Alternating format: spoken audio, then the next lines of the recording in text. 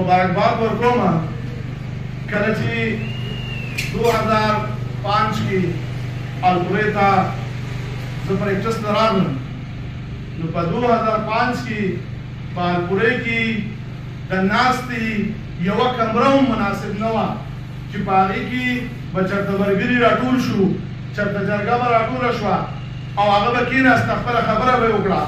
د هغې نه وروستو زموږ د باغوم سره یو حال و هغه به کله موږ قرض چاله ورکو کله به چاله ورکو او په هغې باندې به هغه برډن چې دی هغه به ټول هلته کې و نن زه ډېر د فخر سره ویلی شم نن چې زه دا حال ینم نو ما په ټول خیبر پښتونخوا کې دومره بهترین جرګهال نه دی لیدلی کوم چې دلته کې موجود دی کوم چې دلته کې د هغې فرضي شیشې دی کوم چې دلته کې چیر لګېدل دي کومې چې ټیبلې لګېدل دي کوم چې ساونډ دی دا به موږ په ټي ویګانو باندې لیدل چې دا د صوبایي اسمبلی دی او دا د قومي اسمبلی دی نه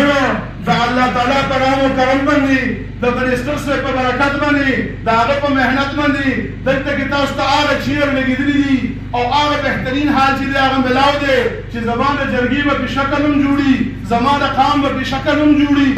نن زه ډېر د فخر سره وایم چې شانګلي هغه ځوان پیدا کړی چې هغه د منسټر صاحب په شکل کې دلته ناست دی چې نن په پاګوړی کې نن په پاګوړی کې هایر سیکنډري سکول افتتاح کېږي یعنې کالج افتتاح کېږي زما په غرونو کې نن د کالجونو افتتاح کېږي الله دې دغه لوړ توفیق هم ورکړي موږ د ټولو شکریا ادا کوو څوک چې نن راغلي دي دا پروګرام چې دی هغه اټینډ کو او نور هم دا انکریج کول غواړي زه وایم چې د پارټۍ نه براتر دې خبرې ته کتل غواړي چې نن زما په غرونو کې د کالجونو افتتاح کېږي دا چې څوک کوي دا محنت دا مینه دا د دې قام سردار دا د دې خاورې سردار دا د دې شکلې سردار په هغه هایر سیکنډري سکول کې به یوازې د پي ټي آی کسان سبق نه وایي په هغه هایر سیکنډري سکول کې په هغه کالج کې به یوازې د